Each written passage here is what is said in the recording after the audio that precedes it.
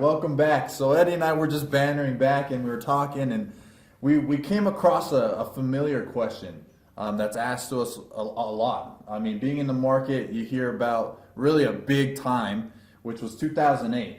And it kind of sprung up a question of, I mean, 2008, it seems like everybody that was in those times that were working hard or whatever you were doing, it seemed like you haven't yet come back from that. Yeah.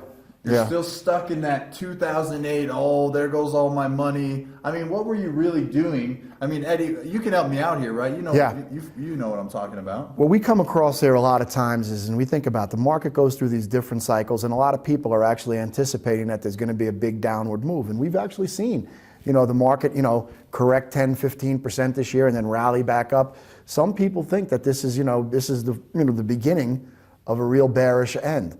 The question that we have to ask ourselves, and we always need to learn about this, prior to 2008, were you really making money in your 401k?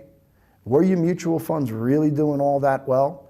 We didn't realize at the time that the stock market and the real estate market was so intertwined, and when one came unraveled, they both did.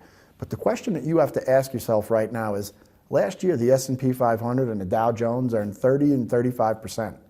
If your investments aren't earning that type of money, maybe you just have risk on the downside. Maybe that's something that can be avoided. Maybe if your instruments aren't doing well when the market's going up, why the hell am I holding them? Do I just have risk?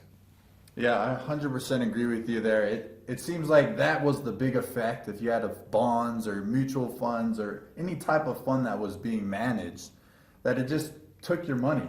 But yet we see today, a lot of people are still in those funds. They don't, whether they know how to get out of them or not, or they still feel like it's going to help me. Because back then it may have helped you a little bit. It may have worked then, but we're in a different time.